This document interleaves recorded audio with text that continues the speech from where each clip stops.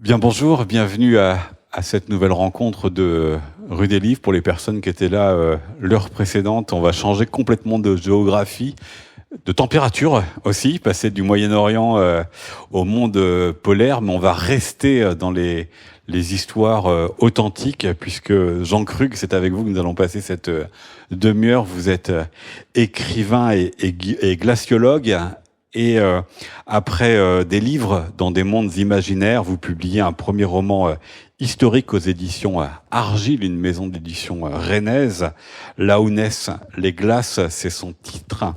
Alors je dis c'est pas le premier roman, ce n'est pas non plus le premier roman dans lequel vous convoquez votre intérêt pour les glaces, pour ces mondes polaires, puisque vous aviez déjà, rien que par les titres, on sentait déjà cette appétence. Le chant des glaces sur une planète glaciaire, et puis la couleur du froid où vous projetiez dans quelques décennies en Antarctique. Mais ici, dans là où naissent les glaces, vous avez choisi d'aller regarder ce qui s'est passé au début du XXe siècle en racontant d'authentiques personnages et une authentique expédition dans ce temps où on allait combler les trous sur les cartes et on envoyait des expéditions un peu partout et beaucoup dans ces mondes polaires-là. Et 1902, puisque c'est l'année surtout que vous racontez, une baleinière suédoise s'est dirigée vers l'Antarctique qui a déposé une équipe le temps d'un hiver, et quand elle est revenue, elle n'est pas complètement revenue puisque les glaces l'ont prise, et l'équipe qui pensait en ressortir à ce moment-là a dû passer un hiver de plus, mais les passagers membres du bateau aussi ont dû passer un peu plus de temps que prévu dans cette région-là, et vous les racontez autour du commandant de ce bateau, Karl Anton Larsen, et du géologue Otto, je fais un petit Otto Nordenstolt. Je ne sais pas si mon suédois est bon. Et cet épisode a rendu ce Nordenstolt connu, mais endetté. Comment vous l'avez découvert, cette histoire, donc qui, je dis, s'inscrit dans un temps où il y a eu plein d'expéditions, et plein d'expéditions qui ne sont pas du tout passées comme c'était prévu. Il y a eu beaucoup d'histoires de survie. Celle-ci est une parmi d'autres. Ouais, bonjour à toutes, bonjour à tous. Effectivement, c'est ouais, on est au début on est même avant ce qu'on appelle l'âge héroïque de l'exploration antarctique. Donc l'âge héroïque, on en a tous plus ou moins entendu parler parce que c'est Scott, Amundsen, Shackleton. En fait, c'est des noms, même Jean-Baptiste Charcot pour les Français, c'est des noms qui sont bien connus, qui sont bien documentés. Mais en fait, ça démarre 1903, 1904. Mais en fait, avant ça, il y a eu quelques expéditions. Adrien de Gerlache pour la Belgique, effectivement Otto Nordenskjöld pour la Suède. Il y a quelques noms comme ça, Karsten Borchgrevink, qui sont assez inconnus parce qu'on est au tout début. En 1895, il y a le 6e congrès de géographie qui se tient à Londres. Et au cours de ce congrès, en gros, les sociétés savantes décident de faire de l'Antarctique le prochain lieu à découvrir, à explorer. Et donc de mobiliser énormément de moyens. Et donc il y a plein d'expéditions nationales qui vont se monter. Mais en fait, le temps qu'elles se mettent en place, ça coûte cher à l'époque de faire une expédition nationale. Il faut un navire, il faut un équipage. C'est des territoires, comme vous l'avez dit, qui sont encore peu cartographiés, peu connus. Hormis des baleiniers qui sont allés dans le coin et qui gardent bien leurs secrets, vous imaginez bien qu'ils ne vont pas dire les côtes c'est comme ça, là on peut se planquer s'il y a une tempête, etc. Non, tout ça c'est des secrets économiques. Donc du coup, on a quelques cartes qui datent de 60 ans plus tôt, de James Ross, et donc avec beaucoup de trous, effectivement. Et donc l'idée, c'est d'essayer d'aller combler ces trous et de faire de la science. Donc ça prend du temps, et avant de lancer ces grandes expéditions qui sont maintenant très connues, il y en a eu d'autres avant, qui ont servi justement de catapulte finalement pour les grandes expéditions d'après, parce que du coup, celles-ci avaient de la documentation fiable à jour sur laquelle se reposer. Et cette expédition, moi, je l'ai découverte petit à petit, parce que du coup, effectivement, je suis aussi guide polaire, et donc j'accompagne des groupes de voyageurs aussi en Antarctique, au Groenland, depuis quelques années. Et en Antarctique, il y a des îles Alors il y en a tout un tas hein, partout, et il y a beaucoup de restes historiques, d'artefacts, de choses comme ça. Alors tout est classé maintenant au patrimoine mondial et on ne peut pas y toucher. Même une cabane. Même une cabane, mais du moins ce qu'il en reste. Alors maintenant c'est des coins qui sont principalement peuplés par des manchots. Donc voilà, les manchots ont remplacé les humains. Mais du coup, à la faveur de quelques plaques commémoratives, j'ai commencé à m'intéresser un peu plus à ces histoires-là. Et c'est des histoires complexes et effectivement, elles sont toutes rocambolesques, quoi. Alors il y en a qui se finissent pas bien, il y en a qui se finissent bien, il y a un petit peu de tout, mais c'est clair que rien ne se passe jamais comme prévu quand on est là-bas, quoi. Et alors, comme vous l'avez dit, effectivement, c'est avant la grande aventure, les prémices en tout cas de la grande aventure polaire. Quelle était la possibilité de ces Suédois que vous racontez d'atteindre leur objectif? Vous l'avez dit, ça coûte très cher, il faut un équipement particulier. Ils n'ont pas le soutien des académies et des sociétés savantes de Suède parce que leur préparation, elle se passe pas exactement comme c'était souhaité et parce qu'il y a ce mélange entre ce qui est de l'ordre de la science et ce qui est de l'ordre de la chasse à la baleine, avec déjà des oppositions très fortes sur le sujet, pas la science, mais la chasse à la baleine à l'époque. Donc, quelle était la probabilité qu'ils puissent partir et atteindre leur objectif? À l'époque, il y a un type qui fait la pluie et le beau temps sur les expéditions polaires, un Britannique qui s'appelle Sir Clement Markham, je ne sais pas comment on prononce, et c'est le président de la Royal Geographical Society. Et du coup, ce gars-là, c'est lui qui pilote, c'est l'éminence grise un petit peu, et c'est lui qui dit qui va pouvoir partir et qui va pas pouvoir partir. Et le problème, c'est que Otto Nordenskjöld, il a 30 ans, il est géologue à l'université d'Uppsala en Suède, et il rêve d'aller là-bas. Il a déjà un passé, il a déjà fait 2-3 trucs. Hein. Il est allé en Patagonie, il est allé en Alaska pour aller faire des prélèvements et tout. Puis il a un oncle. Et il a un oncle qui s'appelle Adolf Nordenskjöld, Eric Adolf Nordenskjöld, et qui lui a été le premier à découvrir le passage du Nord-Ouest. Donc on est entre globalement le Groenland, le Nord canadien et le détroit de Bering. Voilà, donc c'est tout ce trajet-là qui avait été déjà tenté des années avant.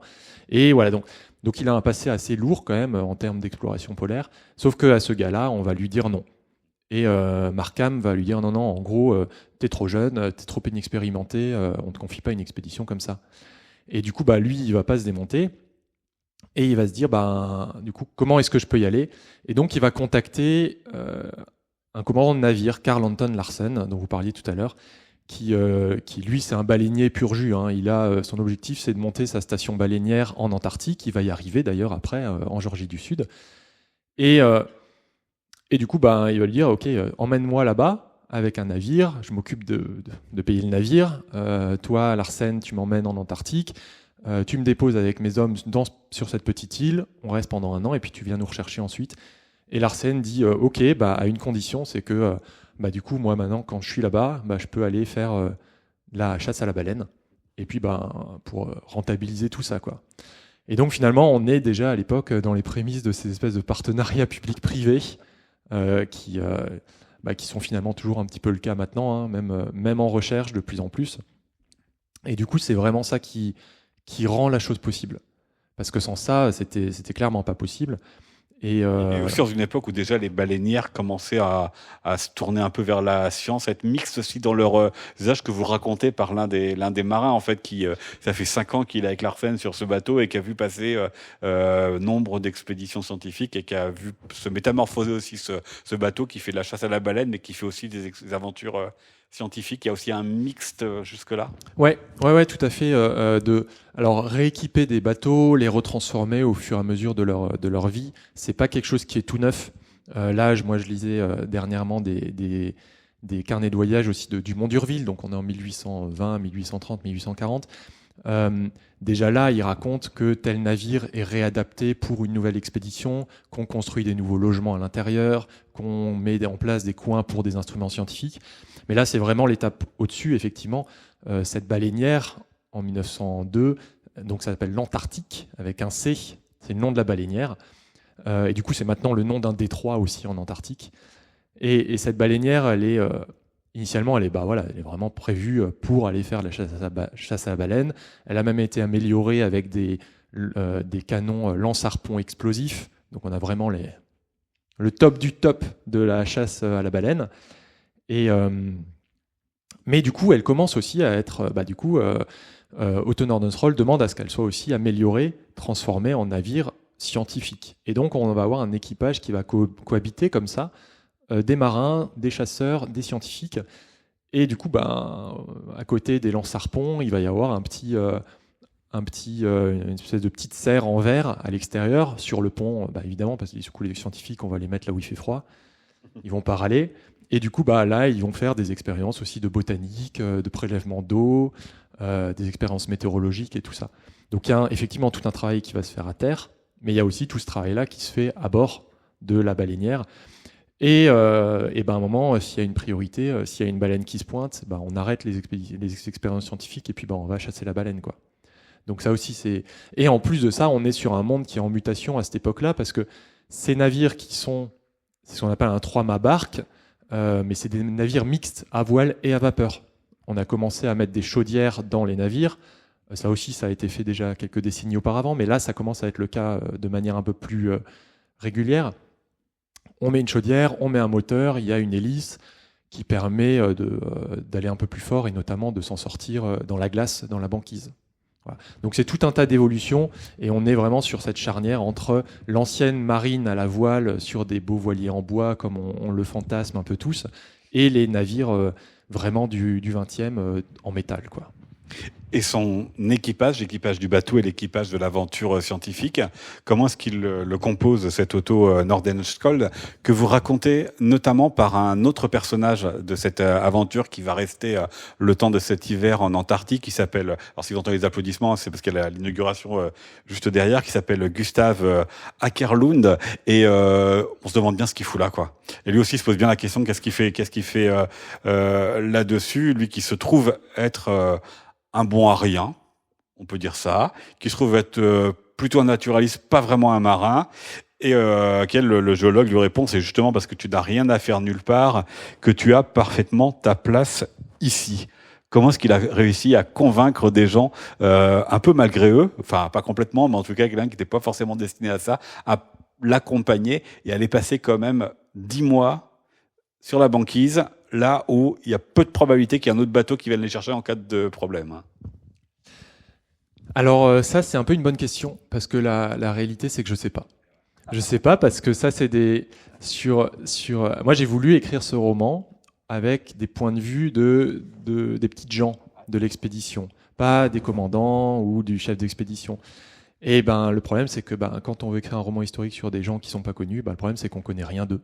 Donc, j'ai beau avoir retourné un petit peu les archives suédoises, je les ai contactés. Alors, ils répondent très vite, mais bon, en l'occurrence, il n'y a rien. Donc, du coup, il y a beaucoup de choses que, en tout cas, sur ces petits personnages-là, je les ai remis dans le contexte crédible de l'époque. Mais il y a beaucoup d'événements que j'ai dû soit imaginer sur ces personnages-là parce que, tout simplement, on n'a aucune trace d'eux. Et c'est un peu étonnant parce qu'ils ont quand même vécu une aventure absolument extraordinaire et qu'ils auraient eu matière à le raconter. Ce Gustave qui a été avec cet Otto, ce Thoralf qui, quand le bateau antarctique a été pris par les glaces, a fait partie de ceux qui ont été débarqués pour aller rejoindre en quelques jours normalement la cabane sur laquelle se retrouvaient ceux qu'ils avaient débarqués. Ce sont des gens quand même qui avaient quelque chose à raconter. Oui, c'était des gens qui avaient quelque chose à raconter. Alors effectivement, il y a ce Gustav Akerlund qui, lui, on ne sait pas trop d'où il sort parce que c'est pas non plus c'est pas un naturaliste comme vous le disiez. C'est pas un gars qui a forcément des grandes connaissances en sciences. Pourtant, c'est un gars qui se retrouve là dans cette équipe sur ce terrain à mener ces expériences-là. Il y en a d'autres, effectivement, Thoralf Gonden, qui lui, pour le coup, c'est un vétéran de l'océan glacial. Alors, c'est lui qui est depuis 5 ans déjà sur ce bateau-là. Exactement, ouais. Et lui, du coup, alors ce bateau-là, il n'a pas été juste en Antarctique. Avant, il était en Arctique. Il navigue beaucoup. À l'époque, ces navires, ils n'arrêtent pas et sous différents armateurs. Et en l'occurrence, lui, Thoralf, il a 27 ans, je crois, à cette époque. Donc, ça fait déjà 5 ans qu'il sillonne l'océan glacial. Et donc, à 27 ans, oui, il est considéré comme un vétéran. Voilà. Alors, Otto Nordenskjöld, il a la trentaine. Larsen, c'est peut-être le plus vieux du navire. Il a à peu près un peu moins de la quarantaine. Mais l'équipage est très jeune. Le plus jeune, il a 19 ans à peine. Et c'est des gens qui partaient effectivement... Alors, j'avais une dose d'inconscience, clairement, parce que on connaissait pas grand-chose là-bas, et puis on savait pas trop dans quelle mesure on allait revenir, ni quand on allait revenir. Après, il y a aussi une autre chose à comprendre sur cette expédition qui explique aussi peut-être le fait qu'on n'ait pas grand-chose à la base, c'est que, comme c'était une expédition où O'Connor-Dunsrold s'est fait refuser quand même toutes les reconnaissances internationales, c'est une expédition qui n'a été reconnue par la Suède que à la fin. Voilà. Et en fait, en faisant mes recherches, moi j'ai aussi découvert qu'il y a des scientifiques actuellement, des scientifiques suédois qui travaillent sur cette expédition parce qu'elle est un élément clé du roman national suédois. Et ce truc qui, au début, on se disait, la Suède elle-même, l'Académie royale des sciences de Suède, a refusé elle aussi son soutien à O'Connor-Dunsrold. Et puis finalement, c'est quand les gars ont été un petit peu dans la galère qu'ils se sont dit, tiens, il y a peut-être moyen là de redorer de créer notre image nationale, notre roman, avec cette expédition. Et du coup, on constate qu'il y a tout un tas de travail qui a été fait post-expédition sur, même des fois sur modifier un petit peu certains journaux, modifier un petit peu certaines pièces historiques pour qu'elles racontent l'histoire, le roman historique suédois. Et donc ça explique aussi le fait que des fois il y a des sources qui sont pas évidentes à trouver, quoi. Parce que dans ces histoires, il n'y a pas que des histoires de découverte d'Antarctique, il n'y a pas que la découverte scientifique, il y a aussi quand même l'idée qu'on va planter un drapeau national quelque part, ce qui n'était pas le cas, pas leur volonté en tous les cas à eux. Ouais, tout à fait. Oui, il y a clairement une position stratégique, géostratégique à cette époque-là. C'est pas pour rien que toutes ces expéditions, elles se jettent. Alors je dis qu'il y en a plusieurs. Là, j'ai cité, mais effectivement, il y a la Belgique qui y va, il y a la Suède, la France, évidemment, qui y va plusieurs fois. Il y a l'Allemagne, l'Angleterre, les États-Unis, le Japon, l'Australie. Enfin, il y en a vraiment tout un tas qui s'y rendent pour ces raisons-là. Et donc c'est un gros enjeu, mais c'est aussi un enjeu scientifique fort, comme je l'ai dit, parce qu'on n'y va pas non plus que pour faire de la cartographie. O'Connor-Dunsrold, il y va pour étudier la géologie. Il y en a dans cette équipe-là, ils vont étudier la météorologie, le climat, la zoologie, l'océanographie, vraiment tous les champs des sciences, même l'astronomie, le magnétisme, tous ces champs-là sont représentés et c'est un travail très rigoureux qui est mené pendant des mois et des mois, quoi. Oui, c'est-à-dire que le bilan quand même de cette expédition-là, scientifique, il est bon. Ils ont ramené des choses. Oui, il est très bon. Ils ont ramené des choses. Alors, ils n'ont pas pu tout ramener parce qu'ils ont eu des pépins en route. Mais notamment, sur les questions géologiques, ils ont ramené des échantillons des fossiles qu'ils ont récupérés en Antarctique, qui ont permis de prouver que l'Antarctique était rattachée avant à l'Amérique du Sud. Et que du coup, c'est en l'occurrence, en partie, ces échantillons géologiques qui sont à l'origine du modèle de dérive des continents tel qu'on le connaît actuellement. Donc en fait, c'est des résultats qui sont encore utilisés actuellement dans les laboratoires scientifiques.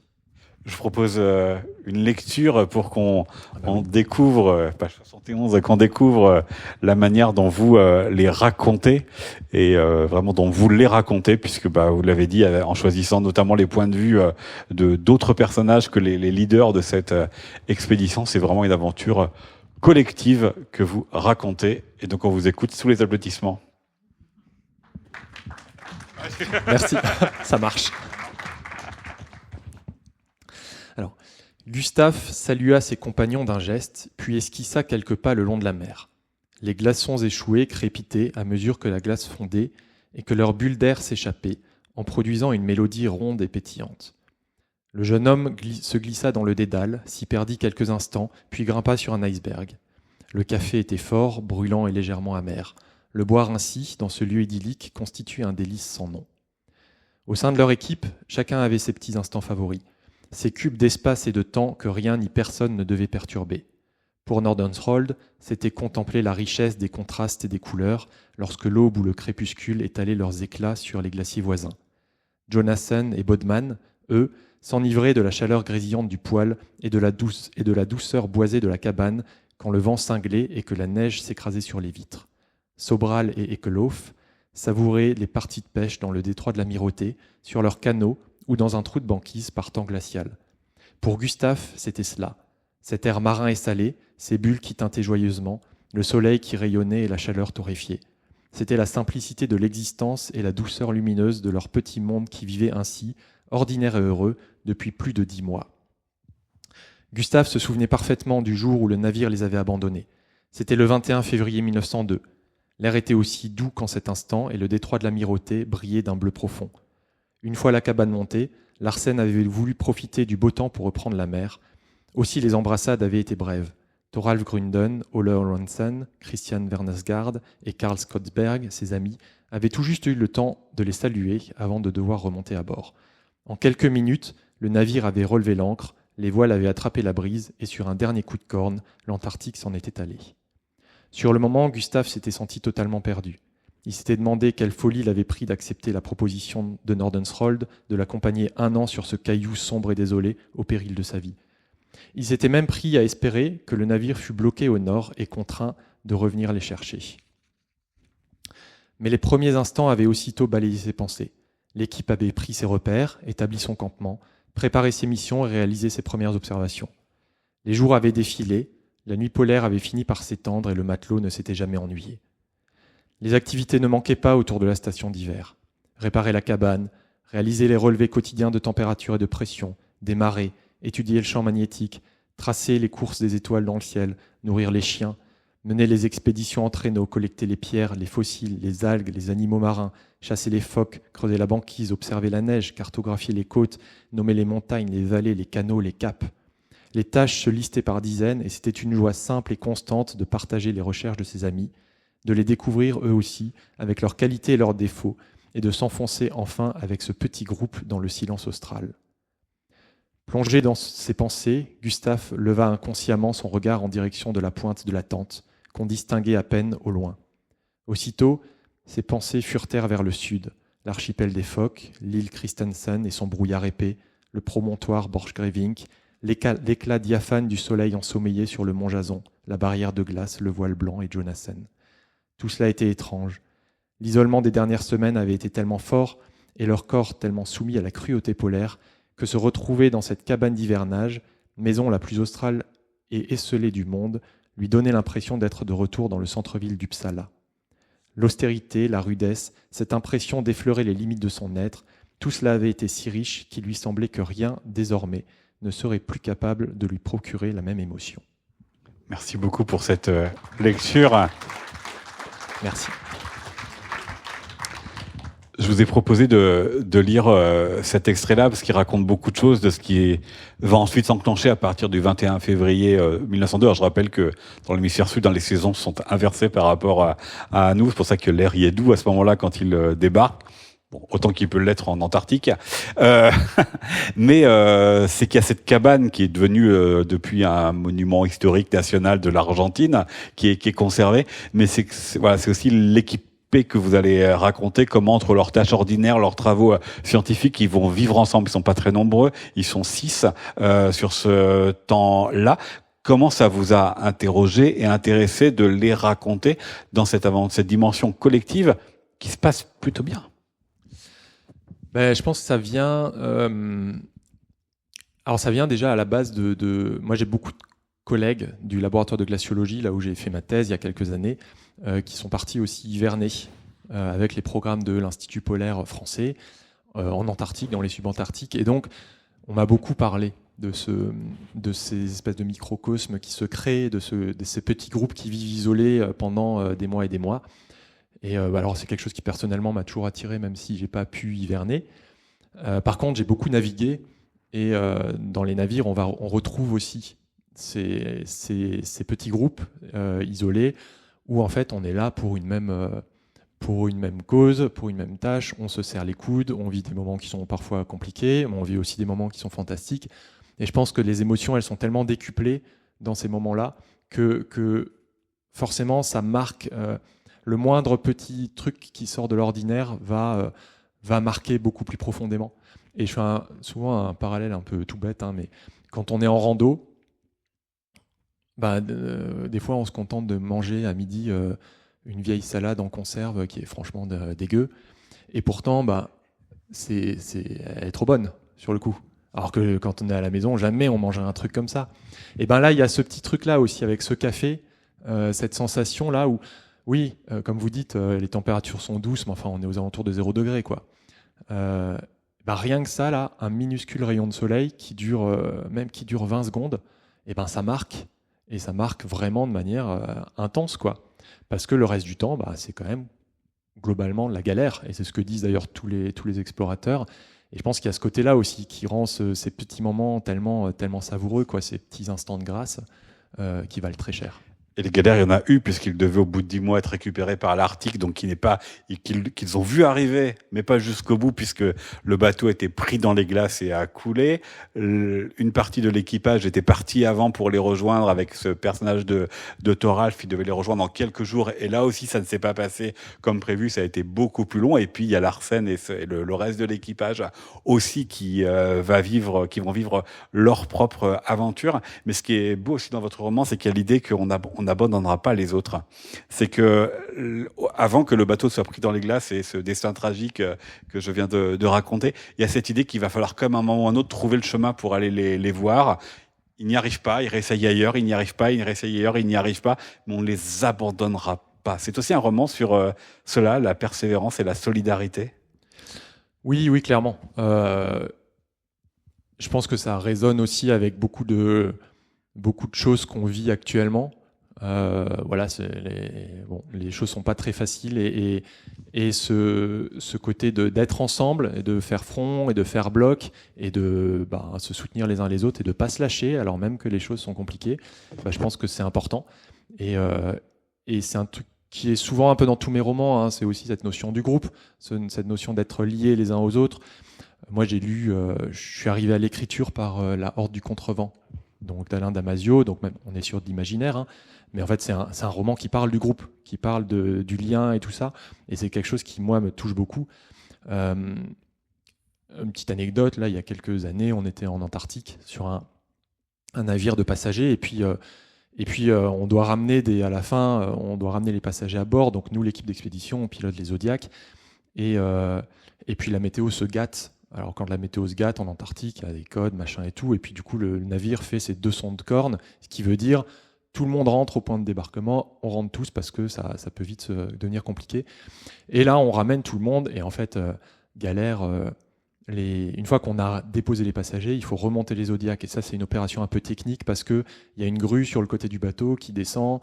Et puis on attache le Zodiac avec des élingues, on soulève tout ça et nous on est dans les Zodiacs et puis on saute par une petite porte à 3 mètres au-dessus de la flotte. Et ça, quand il y a de la houle, quand il y a du vent et tout, ça peut vite devenir compliqué. Et moi je me souviens que alors tout le monde n'avait pas pu remonter justement dans le bateau parce que les conditions étaient trop compliquées, donc certains étaient retournés à terre pour se cacher un peu sous la neige pendant que la tempête passe. Et moi, je me souviens être remonté et qu'en fait, là, il y avait au total, pour remonter un Zodiac, il y avait une quinzaine ou une vingtaine de personnes mobilisées sur ce bateau. En passerelle, il y avait le commandant, le second, il y avait tout l'état-major qui surveillait tout ça dans un espèce de silence. Il y avait juste les ordres qui fusaient. Il y avait le carpenter, donc le charpentier, qui s'occupe de manipuler la grue avec plusieurs marins. Il y a ceux qui sont à la porte de bordée, qui sont censés vous aider ensuite à remonter à bord. Et en fait, on sent que quand ça commence à être la galère, tout le monde se serre les coudes. Et là, d'un coup, juste pour ramener 2 personnes à bord, en fait, il y a une quinzaine de personnes qui sont là pour s'assurer que tout se passe bien, quoi. Et ça, c'est des trucs qui sont quand même assez touchants quand on le vit.